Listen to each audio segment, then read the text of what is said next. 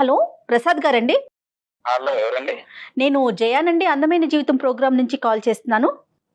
Madam madam నమస్తే madam. నమస్తే అండి. మీ మెయిల్ చూశాను. డాక్టర్ గారికి బ్రీఫ్గా చెప్పాను. ఫ్రీగా ఉన్నారా? మీతో మాట్లాడొచ్చా?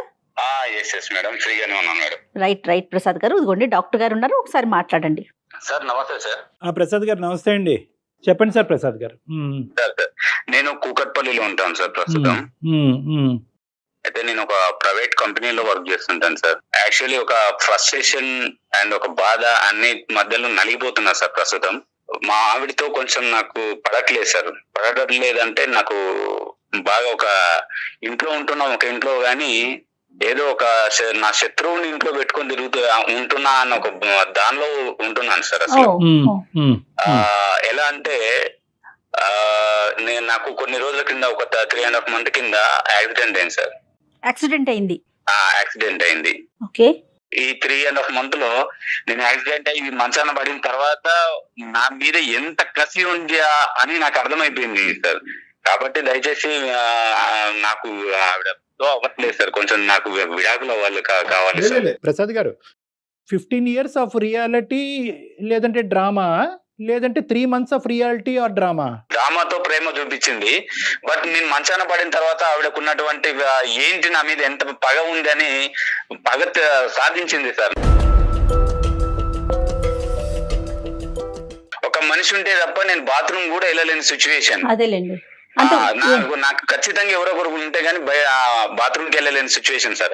కానీ నేను మంచాన పడిన తర్వాత అసలు నన్ను పట్టించుకోకపోవడం, నేను ఏదైనా మాట్లాడితే చిరాకుగా ఏంటి అని చెప్పేసి ఆన్సర్లు ఇవ్వడము, ఒక మనిషి అంటే సైకలాజికల్ గా నన్ను బాగా ఆడేసుకుంది సార్. ఒకటి ప్రసాద్ గారు, ఇక్కడ ఏంటంటే బేసికలీ బహుశా ఈ ఇష్యూ మీరు ఇప్పటికొచ్చి ఎవరితోనే డిస్కస్ చేయలేదేమో, కానీ నేను ఒక మాట అంటాను. ఇప్పుడు మా వేదిక వరకు వచ్చిన తర్వాత మీరు పదే పదే విడాకులు విడాకులు విడాకులు అంటే కనుక ఇప్పుడు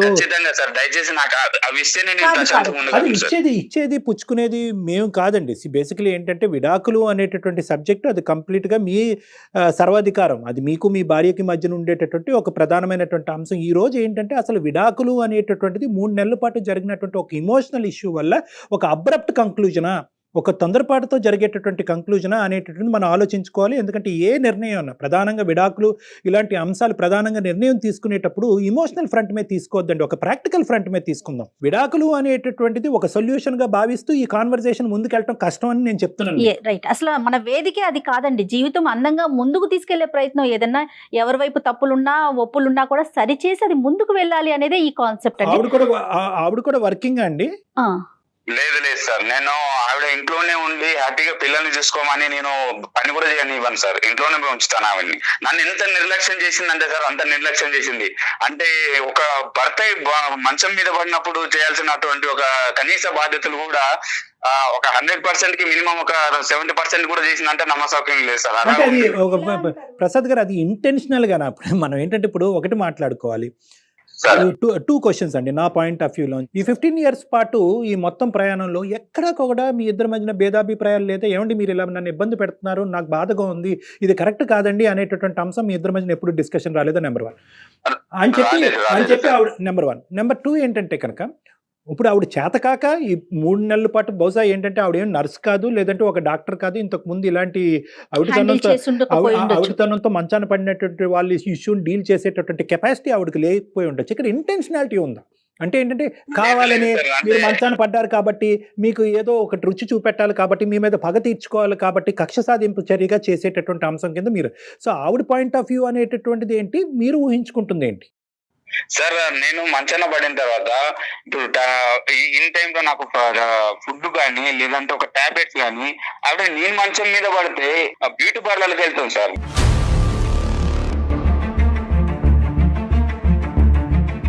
పిల్లలైనా పక్కన ఉంటారేమో అని అంటే సండే లేదు, ఆ టైంలో ఎవరైనా అంటే స్కూల్ కి హాలిడేస్ ఉన్న టైంలో ఎన్ని హాలిడేస్ ఉంటాయి సార్, ఆ టైంలో కూడా పిల్లల్ని తీసుకొని బయటకు వెళ్ళిపోవడం, కనీసం నాకు దగ్గర నుండి చూసుకోకపోవడం, ఇలా చాలా చేసింది సార్.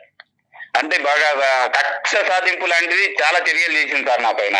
ప్రసాద్ గారు, ఇప్పుడు మీకు జరిగినటువంటి ఈ అంశాన్ని మొత్తం 3 నెలల్లో కన్సిస్టెంట్ గా ప్రతిరోజు ఆవిడ యొక్క ప్రవర్తన ఇలాగే ఉందా, లేదంటే మధ్య మధ్యలో ఉండేదా?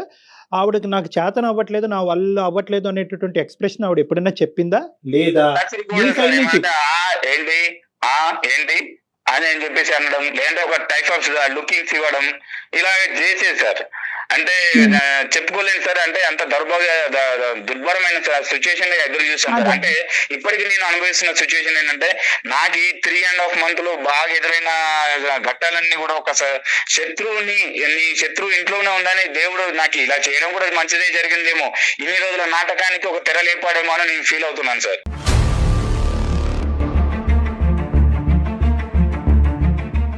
అంటే ఇంకొక పాయింట్ నేను చెప్తున్నాను ప్రసాద్ గారు, ఇక్కడ ఎప్పుడన్నా కూడా ఇష్యూని అక్కడక్కడ తేల్చుకోవటం అన్నది బెటర్. ఇలా వెనకతలు మాట్లాడుకునే దానికి నీ ప్రవర్తన నాకు నచ్చట్లేదు, ఇదేంటి ఎప్పుడు చూడనటువంటి ఈ యాంగిల్ నీ లోపల నేను చూస్తున్నాను, నేను మంచాన్ని పట్టి అవుటితనంతో బాధపడుతున్నాను, డూ ఆర్ డై సిచ్యువేషన్లో ఉన్నాను, ఏంటి నీ ప్రవర్తన ఇలా అనేటటువంటి ప్రశ్న మీరు ప్రశ్నించలేదా ఇక్కడ ఈ 3 నెలల 100 రోజుల ప్రయాణంలో?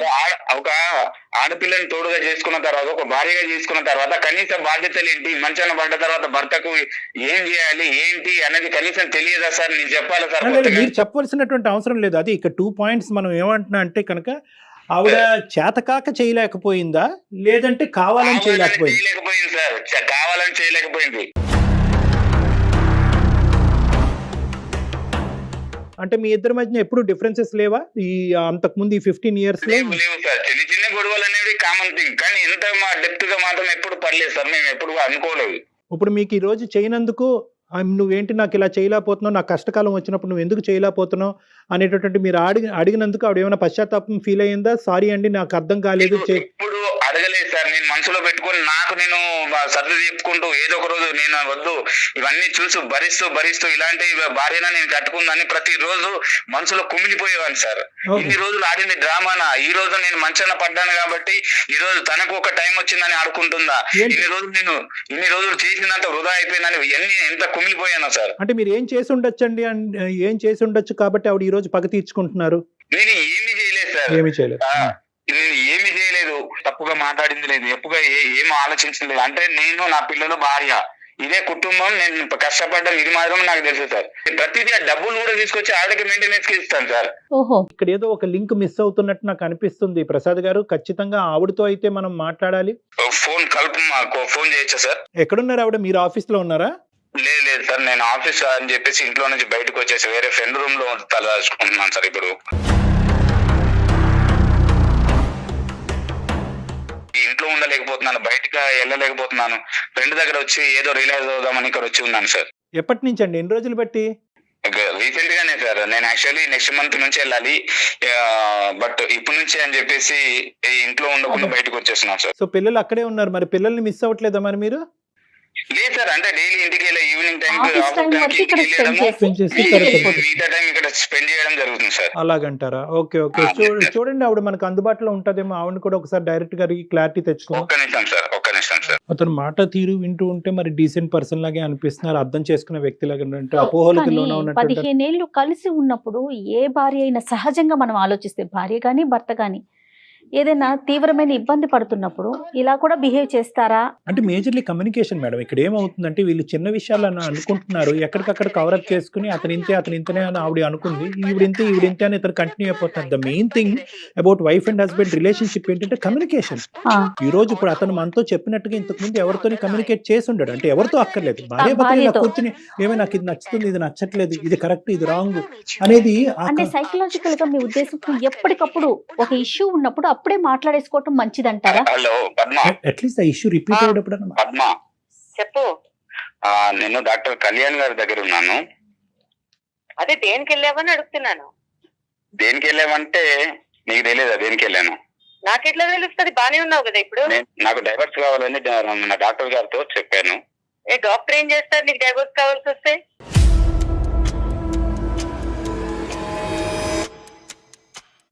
డాక్టర్ గారితో మాట్లాడాను ఒకసారి.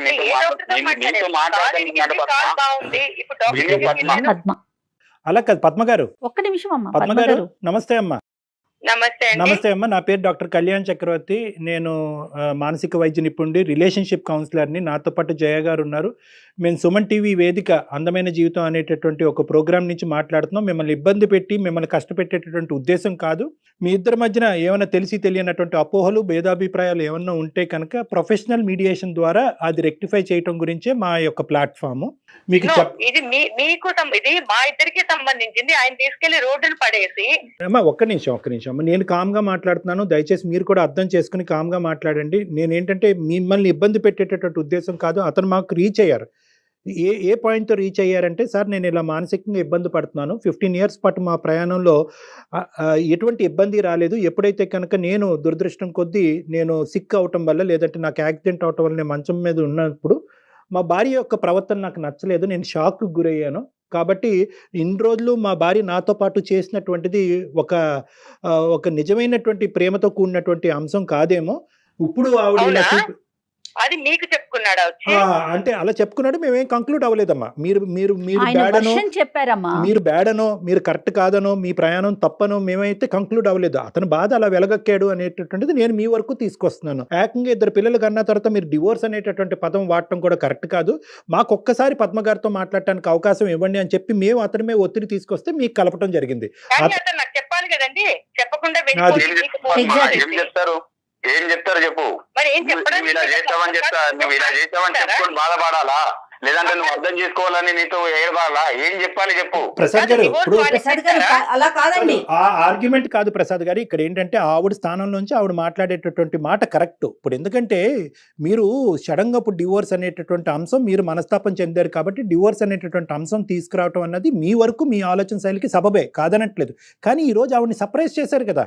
మా యొక్క మీడియేషన్ ఉంది, అందమైన జీవితం నుంచి డాక్టర్ కళ్యాణ్ చక్రవర్తి గారి దగ్గరికి వచ్చాను. మీరు ఎక్కడ వచ్చారు నా దగ్గరికి? మీరు ఫోన్ చేస్తే నేను మీ ఫోన్లో మాట్లాడుతున్నాను. సో ఆవిడ వరకు ఆవిడ సర్ప్రైజ్ అవటం, ఆవిడ వరకు ఇనీషియల్గా అలా రియాక్ట్ అవటం అన్నది మనం యాక్సెప్ట్ చేద్దాం. ఫస్ట్ మనకు కావాల్సింది ఏంటంటే, అమ్మ సారీ అమ్మ, అతని తరపున నేనే సారీ చెప్తున్నాను, మీకు ఇలా సర్ప్రైజ్. లేదండి, అతని బిహేవియరే అంత. మీరు సారీ చెప్పడం ఎందుకండి? ఈ షాకులు నాకు 15 సంవత్సరాల నుంచి అలవాటేలేండి.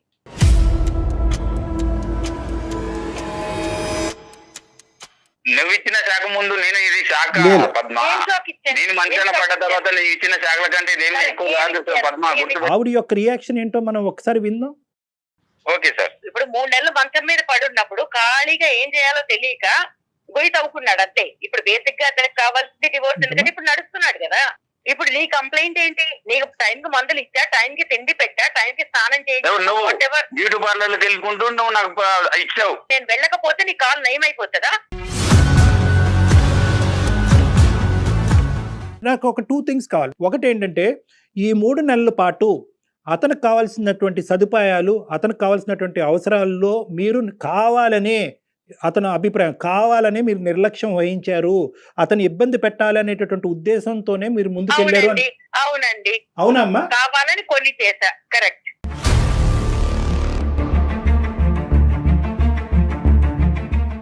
అట్లీస్ట్ ఇప్పటికైనా జ్ఞానం ఇప్పుడైనా అర్థమైంది డాక్టర్ గారు, వినండి.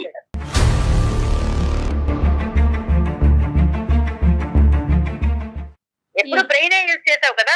ఈసారి కొంచెం నీకు 3 నెలలు ఖాళీగా ఉండేసరికి మనసు అనేది ఒకసారి బయటకు వచ్చిందేమో ఆలోచించడానికి. 15 ఏళ్ళుగా నువ్వు పెట్టిన దాని ముందు 3 నెలలు నేను చూపించింది నథింగ్.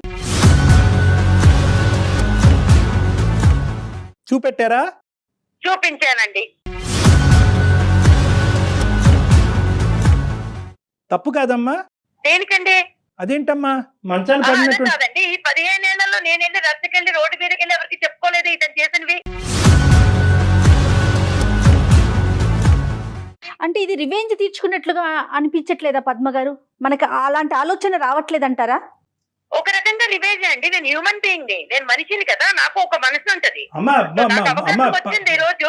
15 సంవత్సరాలు బహుశా మేమేమో ప్రీమెచ్యూర్ గా మాట్లాడుతున్నానేమో, నా అనుభవంతో నేను ఏమైనా కొద్దిగా తెలిసి తెలియకుండా ఏమైనా మాట్లాడుతున్నానేమో, నన్ను క్షమించండి. కానీ నేను అనేది ఏంటంటే, 15 సంవత్సరాల పాటు ఏ స్థాయి క్షోభను అనుభవించిన తర్వాత మంచం మీద పడి 2 కాళ్ళు ఎరగొట్టుకుని పనిచేసేటటువంటి ఒక మనిషి మంచం మీద ఉన్నప్పుడు ఎటువంటి వ్యక్తిత్వం ఉండేటటువంటి వాళ్ళు కక్ష సాధింపు చేస్తారు?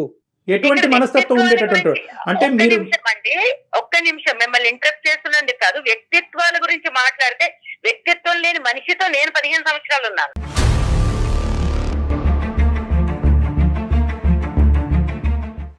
తన గురించి తప్ప ఇంకేం అక్కర్లేదు. ఇంట్లో నేను ఉద్యోగం చేస్తానన్నప్పుడు ఉద్యోగం చేయక్కర్లేదన్నాడు. దానికి అతను ఇచ్చిన రీజన్ ఏంటి? లేదు నువ్వు ఇంట్లో ఉండాలి చక్కగా, అలా ఉంటే నువ్వు హ్యాపీగా ఉంటావు. బట్ నాకు కూడా కొన్ని ఉంటాయి కదా, నేను చదువుకున్నాను, ఏదో ఉద్యోగం చేద్దాం అనుకున్నాను, ఇంటికి ఫైనాన్షియల్ గా కొంత సపోర్ట్ వస్తుంది అనుకున్నాను. ఓకే, ఫస్ట్ లో అయితే పెళ్ళైన కొత్తలో నేను నమ్మా ఈ డ్రామా మాటలన్నీ, అవునేమో నిజమేమో నెత్తిన పెట్టుకుని చూసేసుకుంటాడు అని. తర్వాత ఓకే పిల్లల తర్వాత అదే లోకం, వంట చేయడము, సాయంత్రం వచ్చేసరికి లేకపోతే సండే మండే లేదా వీకెండ్స్ ఫెస్టివల్స్ వస్తే ఆయన గారు ఫ్రెండ్స్ ఇళ్ళకి వెళ్ళో లేకపోతే ఫ్రెండ్స్ తీసుకుని వచ్చి సడన్ షాపులు ఎట్లా ఉంటాయంటే ఇప్పుడు ఒక 5 వస్తారు భోజనాలకి, ఇంట్లో ఏమి ఉన్నాయి లేవు, వండగలదా లేదా, బతికిందా చచ్చిందా చస్తుందా ఇవేం చూసుకోకర్లేదు.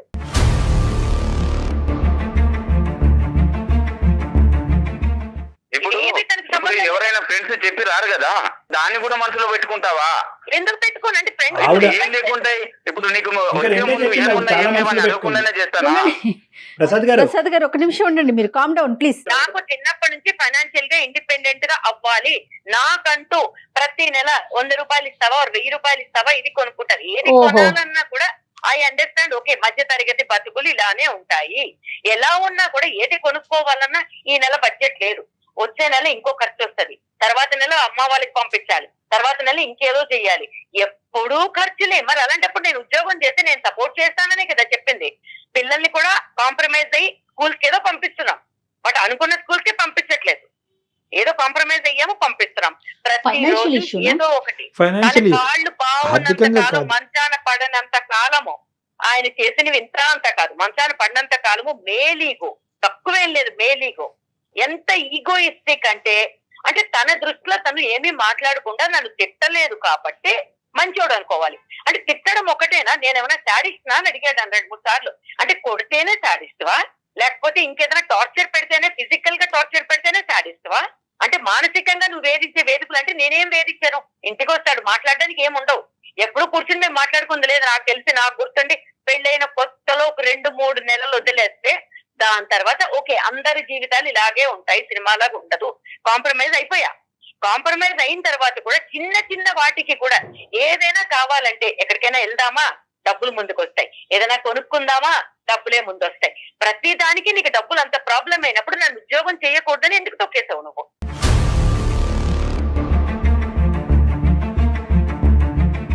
భార్య ఇంట్లో ఉండి చూసుకోవాలని అనుకోవడం తప్ప, లేదంటే అంటే నేను సంపాదించిన దానిలో అడ్జస్ట్ అయ్యి ఉండడం అనుకోవడం తప్ప, లేకపోతే అవ్వనని చెప్పాను కదా, నేను అవ్వలేదు. ఎందుకు అవ్వవు నువ్వు? ఎందుకు అవ్వవు చెప్పు.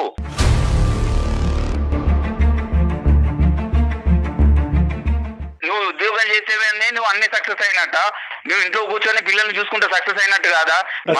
ఏదో పెట్టుకొని ఏదో చెప్తుంది ఏదో చేస్తుంది, నాకైతే అవ్వదు.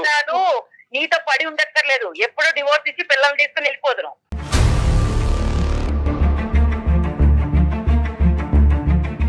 మీరు ఇంత కోపం ఇంత ఇది మన మనసులో పెట్టుకున్నారు కదా, ఎప్పుడైనా ఇదే వర్షన్లో ఆయనతో చెప్పారా? ప్రసాద్ తో మాట్లాడారా మీరు? మాట్లాడుకుంటే మేము కొట్లాట్లోకి దిగుతాం. సో దాని బదులు మాట్లాడుకోకుండా బతికేస్తున్నాం. అది కాంప్రమైజ్ అయ్యి బతకడమా లేకపోతే చావలేక బతకడమా? దాన్ని ఏం పేరు పెట్టుకుంటారు పెట్టుకోండి. ఏం మాట్లాడాలన్నా ఫ్రెండ్స్ వస్తారు. ఒక పనికి మాలిన నాగరాజు ఎవడో ఉంటాడు, ఎప్పుడు చూసినా అక్కడికి పోతాడు. ఎందుకు వెళ్తావు నువ్వు? వాడి గురించి మాట్లాడకు, వాడు నా ఫ్రెండ్, వాడు నా ఫ్రెండ్, నాకు ఎన్నోసార్లు అవసరాలకు డబ్బులు ఇచ్చాడు వాడు. అవును, అవసరమైన ప్రతిసారి వాడు ఎన్నోసార్లు డబ్బులు ఇచ్చి ఆదుకున్నాడు. వాడి గురించి నువ్వు ఎలా మాట్లాడతావు? నా ఫ్రెండ్స్ గురించి మాట్లాడాల్సిన అర్హత ఏంది నీకు? నువ్వు తాళి కట్టావు కదా, తాళి కట్టినప్పుడు నా ఫ్రెండ్స్ కూడా నువ్వు డెఫినెట్లీ గా స్వీకరించాలి. వాడు విషయం ఎలా మాట్లాడుతావు నువ్వు? స్వీకరించను, నిన్ను స్వీకరించా, నీతో పాటు మీ అమ్మ బాబుల్ని కూడా స్వీకరించుతా కొంతవరకు. కానీ నీ ఫ్రెండ్స్ ని ఆళ్ళ పిల్లల్ని అమ్మ బాబులని మాట్లాడకు. ఏ రోజైనా మీ అమ్మ నాన్న గురించి మాట్లాడాను? అమ్మ బాబులని ఏ రోజు మాట్లాడుతున్నాను? ఏంటి నువ్వు చేసే ఘనకార్యాలు? ఎందుకంటే ఏం చేయగలను? నేను మానసికంగా ఎంత కుమిలిపోయాను నాకు తెలుస్తుంది. అవును, ఖాళీగా ఉన్నావు కాబట్టి కుమిలిపోయావు, బిజీగా ఉన్నప్పుడు కుమిలిపోలేదు కదా. కాలు తిరిగి ఇంట్లో పడ్డాను కాబట్టి నీవేంది అర్థమైంది? దేవుడు అనేవాడు ప్రతి ఒక్కరికి ఒక అవకాశం ఇస్తాడు. చెప్పు పద్మ, చెప్పు. ఇదే ప్రోగ్రామ్ నాకు తెలుసుంటే నీకన్నా ముందు నేను చేసి అడిగేదాన్ని డివోర్స్. నేను డాక్టర్ దగ్గరకు వచ్చేదాన్ని కదా, లాయర్ దగ్గరికి వెళ్ళేదాన్ని.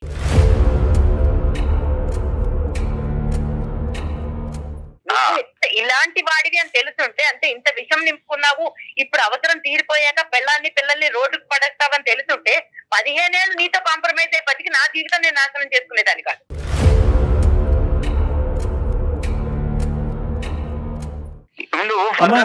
ప్రాబ్లమ్స్ ఎలా ఉంటాయని నీకు తెలిసినప్పుడు నువ్వు నన్ను బాగా చూసుకుంటే ఈ రోజు ఈ సిచ్యువేషన్ రాదు కదా. ప్రాబ్లం ఏంటి వదిలేస్తే వదిలేకో.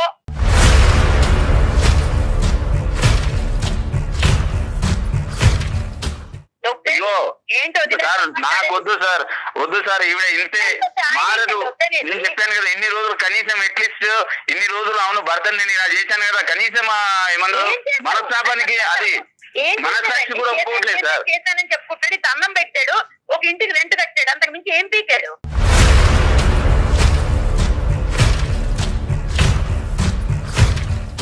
మీ డెఫినేషన్ ఎలా ఉంది అంటే కనుక బహుశా అతని మనసు వరకు అతనికి అర్థం కాలేదు. మీ డెఫినేషన్ ఏం చెప్తున్నారు? నాకు ఫ్రీడమ్ ఉందా, నాకు స్వేచ్ఛ ఉందా, నీ ఫ్రెండ్స్ కి ఇచ్చేటటువంటి ఇంపార్టెన్స్ భారీగా నాకు ఇస్తున్నావా? అవును, నన్ను ఫైనాన్షియల్ గా స్టాండర్డ్ గా లేను, ఉన్నదాను అడ్జస్ట్ అవ్వాలని చెప్తాను, అదే తప్ప అండి. తప్పే. ఇక్కడ ఒక ప్రధానమైనటువంటి ఇష్యూ ఏంటంటే ఇవన్నీ ఆవిడ మనసులో దాచిపెట్టుకుని ఒక అవకాశం దొరికిన తర్వాత 3 నెలల పాటు మీరు మంచం మీద పడినప్పుడు ఆవిడ కక్ష సాధింపు చర్యగా ఇది ఒక బంగారు అవకాశంగా తనకు వచ్చింది, మీకు బుద్ధి చెప్పడానికి ఇంతకు మించినటువంటి అవకాశం లేదు అనేటటువంటి విధంగా ఆవిడ ఆలోచన శైలి అంత క్రికెట్గా ఎలా మారిపోయింది అనేటటువంటిది ఇక్కడ ముఖ్యమైనటువంటి అంశం. ఎందుకంటే ఈ మనిషి నీకేమీ చేయలేదు, భయంకరంగా హింస పెట్టాడు, పగలనక రాత్రనక కొట్టాడు, తిట్టాడు, ఆర్థికంగా ఇబ్బంది పెట్టాడు, పిల్లల్ని చదివించడానికి డబ్బులు ఇవ్వలేదు, మిమ్మల్ని బయటకు వెళ్ళడానికి స్వేచ్ఛనివ్వలేదు, ఇన్ని రకాలుగా హింస పెట్టినా కూడా ఒక మానవతా దృక్పథంతో ఒక మనిషి మంచం మీద పడినప్పుడు సేవ చేయవలసినటువంటి భార్యే కాదు, ఒక ఎవరైనా కూడా అతని పక్కన ఎవరున్నా కూడా సేవ చేస్తారు. కానీ దాన్నే ఒక పిలుచుకోవచ్చు కదండి, వాళ్ళకి బాగా నీ పాత్ర ఎవరో వచ్చి చేస్తారనే ఉద్దేశంతో నీకు ఇచ్చి పెళ్లి చేయలేదమ్మా. ఏ సేవ చేసుకుందికి అమ్మానాన్నలు రావచ్చు, మీ అక్క చెల్లెలు రావచ్చు, సేవకి ఎవరు రారు. మీరు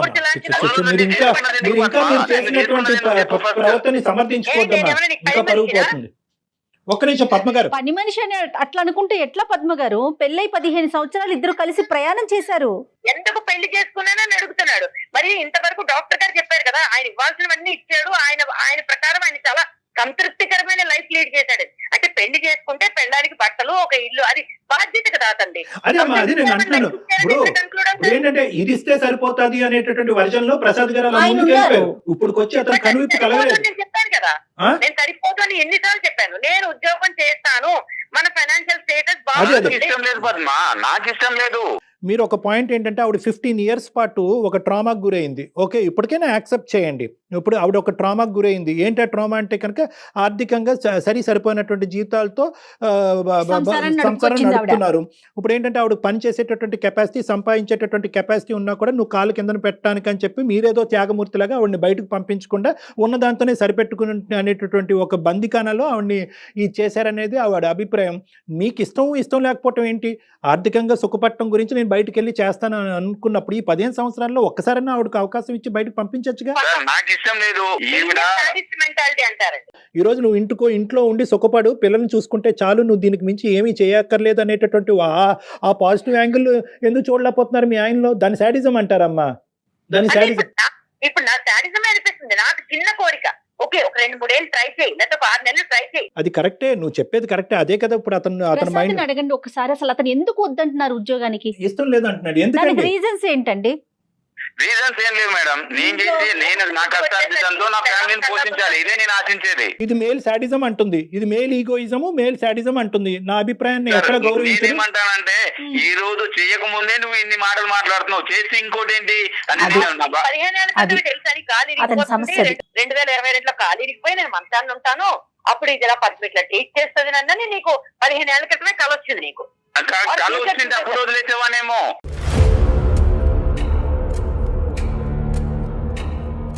ఇంట్లో కూర్చుంటేనే ఇలా మాట్లాడుతుంది, బయటకు వెళ్తే ఈవిడ కొమ్ములు వచ్చి ఇంకెలా మాట్లాడుతా అంటే ఒక ఆడదాన్ని ఇలాగే ఉండాలి, ఈ పరిధుల మధ్యనే ఉండాలి, ఇలాగే మాట్లాడాలి, ఇలాగే వ్యవహరించాలి అనేటటువంటి గీతలు మీరు ఆల్రెడీ మెంటల్లీ మీరు ముందే గీసుకున్నారు. నేను ఇప్పుడు వరకు ఏమనుకుంటున్నానంటే, అరే అబ్బా ప్రసాద్ భార్యను సుఖపెట్టేస్తున్నాడు, ఇంట్లో కాళ్ళు నేల మీద మోపకుండా అబ్బాయి ఎంత పువ్వుల్లో పెట్టుకుని భార్యను చూసుకుంటున్నాడు అని నేను అనుకున్నాను. ఇప్పుడు అలా లేదు యాంగిల్. బయటకు వెళ్తే 2 కొమ్ములు వస్తాయి, నన్ను డామినేట్ చేస్తావు, లేదా నా వాల్యూ పోతుంది అనేది మాట్లాడుతున్నాను. నేను ఒకవేళ పంపించుంటే 100% ఇదే జరిగింది. 3 నెలలు ఆయన కాదనుకుని నాకు నచ్చిన టైంలో సినిమాకి వెళ్తా, నాకు నచ్చిన టైంలో ఫ్రెండ్ ఇంటికి వెళ్తా, నాకు నచ్చిన టైంలో ఫ్రెండ్స్ ఎవరైనా సార్ నేను ఒకే ఒక మాట చెప్తాను, దయచేసి శ్రద్ధగా వినండి. ఒకే ఒక మాట నేనేమంటున్నానంటే, ఈ 15 years పాటు మీ యొక్క అధికారం ఇలా ఉంది, నా యొక్క ఆలోచన శైలి ఉంది, నాకంటూ స్వేచ్ఛ ఉంది, నాకు స్వేచ్ఛ కావాలి, నాకు విముక్తి కావాలి, లేదంటే నీ ప్రవర్తన మారకపోతే నేను చచ్చిపోతాను అనేటటువంటి అంశాలు మీరు ఇంకో విధంగా ఫైట్ చేసి ఉంటే చాలా బాగుండేదమ్మా. బయటికి వెళ్ళి బతకచ్చు, పిల్లలతో బతకచ్చు, ఉద్యోగం చేసుకోవచ్చు, నా అభిప్రాయం ఇది, నా ఆలోచన ఇది, నేను ఇలా ఉండగలను అని చెప్పి అతనికి ఇంకో విధంగా బుద్ధి చెప్పచ్చు. కానీ ఒక మనిషి మంచం మీద పడిన తర్వాత ఒక శాడిస్టిక్ మెంటాలిటీతో, ఒక ఇన్హ్యూమన్గా అరే నీకు మంచి శాస్తే జరిగింది, ఇప్పుడు పెళ్ళం అంటే నీకేం తెలుస్తుంది అనేటటువంటి అభిప్రాయంతో మీ క్యారెక్టర్ని మీరు అసాసినేట్ చేసుకున్నారు చూడండి, అది నాకు బాధగా ఉంది. పొరపాటు పడుతున్నారండి. మనసులోనైనా మనిషిలోనైనా శాడిజం అనేది బయటపడేది శాడిస్టులతో బతికితేనే. నేను ఏదైతే మాట్లాడుతున్నాను ఇక్కడో దీనికి సంబంధించినటువంటి అవుట్లైన్ మీ ఇద్దరికి అర్థమైంది. కానీ ఈరోజు ఇద్దరు ఏంటంటే వెనక్కి తగ్గేటటువంటి ఆలోచన లేదు, గెలుపు బాటనే వెళ్ళాలి. ఈరోజు మనం ఇక్కడ కాంప్రమైజ్ అయిపోతే కనుక ఇంక జీవితాంతం కాంప్రమైజ్ అయిపోవాలనేటటువంటి ఉద్దేశంతో ఆవిడ వాదన ఆవిడ వినిపిస్తుంది, మీ వాదన మీరు వినిపిస్తున్నారు. ఇద్దరు కూడా మీ పిల్లల గురించి ఎవరు ఆలోచించట్లేదు. మీరిద్దరు కాదండి, నలుగురు ఆ విషయాన్ని మర్చిపోతున్నారు. ఇద్దరు కూడా మీ పిల్లల గురించి ఆలోచించట్లేదు. నలుగురు ముగ్గురు అవుతాం.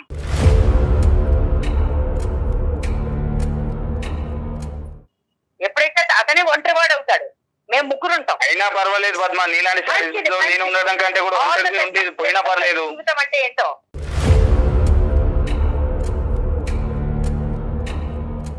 నాకు కూడా అమ్మయ్య దీంట్లోంచి అమ్మయ్య ఆ అమ్మయ్య జీవితాంతం ఉండదమ్మా. నలుగురు ముగ్గురు అవటం అనేది సులభమేమో కానీ ఆ ముగ్గురు ప్రయాణం చేయటం అనేది చాలా కష్టము. నలుగురులోంచి ఒక్కడే వెళ్ళిపోతాడు కదా, తనకే తెలిసి వస్తుంది. అతనికి తెలిసి వస్తుందో మీకు తెలిసి వస్తుందో కాలం నిర్ణయిస్తుంది. కానీ ఇలాంటి అంశాలు నా దగ్గర శతకోటి ఉన్నాయి. మీరేదో ఈ రోజు ఇందులోంచి బయటపడితే నేను సుఖ జీవితం అనిపిస్తున్నానని అనుకుంటారు. కానీ అదే ప్రశ్న రేపొద్దున మీరు పిల్లల్ని అడిగినప్పుడు మీ పిల్లలు మిమ్మల్ని అడిగినప్పుడు మీ తల ఎక్కడ పెట్టుకోవాలో మీకు తెలియదు. ఏ అమ్మ నాన్నని ఏ కారణం చేత వదిలేసావు?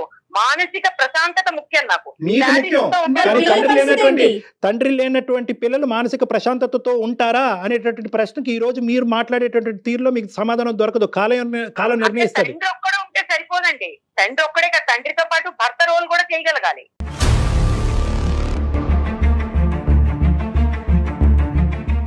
దయచేసి ఇద్దరు కూడా విడాకులు అనేటటువంటి ఆస్పెక్ట్ పక్కన పెట్టండి. మీరిద్దరు కలిసి నా దగ్గరికి రండి ఒక్కసారి. ఎందుకంటే ఇది అంత చిన్న అంశం ఏం కాదు. దయచేసి నాకు మాత్రం ఇలాంటి ఏమంటారు ఒక చెర నుంచి బయటకు విడిపిస్తారని నాకు వద్దు సార్. ఈవిడ మాత్రం వద్దు, నాకు విడాకులే కావాలి. నేను బతికేదేంటండి? చెర అనుకునే మనిషితో అసలు బతకాలన్న ఆలోచనే దరిద్రంగా ఉంది.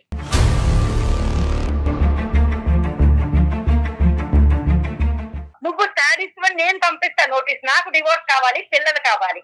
నువ్వు ఎక్కడ ఏడుస్తావో, నాగరాజు గారి దగ్గర పోతావో, 10 మంది ఫ్రెండ్స్, సొసైటీలో స్థానం పోయిన తర్వాత ఫ్యామిలీ లేకుండా నీకు తెలుస్తుంది. నువ్వు లేకపోతేనే ప్రశాంతంగా ఉంటాను డెఫినెట్లీగా. హలో కట్ అయిపోయినట్టుందండి, ఆవిడ పెట్టేసినట్టున్నారు ప్రసాద్ గారు. ఇది సార్ ఇలా ఉంటుంది సార్. అంటే ఇంత అంటే ప్రతి దానికి నేనే చెడ్డోని అని, లేదంటే ఇంత చూసుకున్నా కూడా నేను చెడ్డోని అనే చూపిస్తుంది సార్. చూసుకుంటున్నానని మీరు అనుకుంటున్నారండి, ఆవిడ అనుకోవాలి కదా. మీకు మీరే అనుకుంటే ఎట్లా? ప్రసాద్ గారు ఒక్క పాయింట్ ఆవిడ వెళ్ళిపోయింది లేండి. కానీ పిక్చర్ లోంచి బహుశా ఏంటంటే విడివిడిగా మీ ఇద్దరితో సపరేట్ గా మాట్లాడుంటే ఇష్యూ ఇంకో విధంగా ఉండేది. ఆవిడ ఏదో మిస్ అయ్యింది ఈ మొత్తం ప్రయాణంలో అన్నది ఇప్పటికైనా మీకు కనువిప్పు కలగాలి. ఏదో మిస్ అయింది, మీరు అన్ని చేశారు, చేయలేదని అనట్లేదు, కానీ ఏదో మిస్ అయింది. ఒక ప్యాచ్ వర్క్ అనేది ఉంది. ఆ ప్యాచ్ వర్క్ రియలైజ్ అవ్వాల్సినటువంటి అవసరం ఈ కుటుంబాన్ని. దయచేసి మీరు డివోర్స్ అని అడగండి. మీరు అడుగుతున్నారు, ఆవిడ అడుగుతున్నారు, కానీ ఇది ఆ సందర్భం. ఈ డివోర్స్ అనేటటువంటి ఆస్పెక్ట్ అసలు మీ ఇద్దరి మధ్యన ఇష్యూయే కాదు నాకు అనిపిస్తుంది. ఇప్పుడు మీకు కావాల్సింది ఏంటంటే ఒకటే, నువ్వు ఉద్యోగం చేసుకుంటావా, గో హెడ్. నీ జీవితం నువ్వు బతకాలి అని అనుకుంటున్నావా, గో హెడ్. నీకు స్వేచ్ఛాయుతమైనటువంటి వాతావరణం కావాలా, గో హెడ్. నీకు నచ్చినటువంటి మనుషులు ఇంట్లోకి రాకూడదా, ఓకే. ఈ కొన్ని స్టెప్స్ ఇవి బేసిక్ స్టెప్స్. ఈ స్టెప్స్ దిగటం వల్ల, ఈ ఫిక్సేషన్స్ మార్చుకోవటం వల్ల మన జీవితాలు ఏం నాశనం అయిపోవండి. విడిగా ఉండి డివోర్స్ అయిపోయి పిల్లలు ఒక దిక్కు మీరు ఒక దిక్కు ఉంటే కనుక అప్పుడు జీవితం నాశనం అవుతుంది. సార్ అప్పుడు అసలు సిసలైనటువంటి కష్టాలు. పర్సనల్ గా కూడా ప్రసాద్ గారు ఒకసారి బయటికి వెళ్తే బయటకు ఉండే కష్ట నష్టాలు తనకు కూడా తెలుస్తాయి. ఉద్యోగం అనుకోగానే చేయటం అంత ఈజీ అంటారా? పోనీ చేసింది అనుకోండి, మీ కుటుంబానికే కదా ఆసరా అవుతుంది అది. బయటకు వెళ్ళి కష్టపడుతుందా ఇబ్బంది పడుతుందా అనేటటువంటి అంశం కాదు ప్రసాద్ గారు. ఈ రోజు ఆ అమ్మాయి 15 సంవత్సరాలు బట్టి ఒక చిన్నపాటి కోరుకుంటుంది. చాలా ఇళ్లలో ఇది చాలా చిన్నపాటి కోరిక. అవునవును. ఎక్కడైనా మీరు స్వింగ్ అయ్యారా? ఎక్కడైనా మీరు ఒక్కసారైనా ఫ్లెక్సిబుల్ ఇచ్చారా? ఒక అవకాశం ఇద్దామని ఇచ్చారా? ఓకే, ఫైనల్గా నేను చెప్పేది ఒకటి ఏంటంటే, మీరు మాకు ఆవిడ నెంబర్ కూడా ఇవ్వండి. తర్వాత ఒకసారి ఆవిడ నెంబర్ ఇవ్వండి. నేను ప్రత్యక్షంగా ఆవిడకి ప్రత్యేకంగా ఆవిడకి ఫోన్ చేసి నా సెషన్స్కి రండి, నా కౌన్సిలింగ్కి రండి అని ఇన్వైట్ చేస్తాను. మీరు లీగల్ కౌన్సిలింగ్కి వెళ్ళవలసినటువంటి అవసరం లేదు. నా కౌన్సిలింగ్కి రండి. మనం ఒక సానుకూలమైనటువంటి వాతావరణంలో విడివిడిగా మీరు ఆవిడ నాతో మాట్లాడిదిరి కానీ, కలిపి కూడా మాట్లాడిదిరి కానీ ఈ ఇష్యూని ఒక కొలిక్కి తీసుకొద్దాం. అప్పటి వరకు ఈ డివోర్స్ అనేటటువంటి ఆస్పెక్ట్ తీసి పక్కన పెట్టండి. తీసేయండి. Okay sir. పిల్లలు సర్వనాశనం అయిపోతారు చెప్తున్నా. మిమ్మల్ని నమ్ముకుని వచ్చిన ఒక ఆడ మనిషికి తినటానికి తిండి, కట్టుకోవటానికి చీర, బట్టలు, లేకపోతే 2 పిల్లలు, అది కాదండి. సంతోషంగా ఉండాలి. ఆ సంతోషం ఎక్కడ మిస్ అవుతుందో ఆ పాయింట్ని మాత్రం ఒక్కసారి చూడండి. ఈ 15 ఇయర్స్ పాటు ప్రసాద్ అనేటటువంటి వ్యక్తి ఈ జీవితంలో ఏం చేశాడు అనేది కాకుండా ఏం చేయలేకపోయాడు అనే అంశంలో మీరు చూడగలిగితే కనుక ఇష్యూ రిజాల్వ్ అయిపోతుంది. మీరు మాట్లాడతామన్నారు కదా సార్, తప్పకుండా సార్. తప్పకుండా అండి. నెంబర్ షేర్ చేయండి. మీ నెంబర్ కూడా నేను కాల్ చేస్తాను. మా మేనేజర్ మీకు ఇద్దరికి కాల్ చేసి ఒక పలానా టైంలో డాక్టర్ గారు ఫ్రీగా ఉన్నారు రండి అంటారు. మీ ఇద్దరు వచ్చి నాతో మాట్లాడు. రైట్ ప్రసాద్ గారు. సుమన్ టీవీలో మీ పర్సనల్ అండ్ బిజినెస్ ప్రమోషన్స్ కోసం కింది నెంబర్కి కాంటాక్ట్ చేయండి.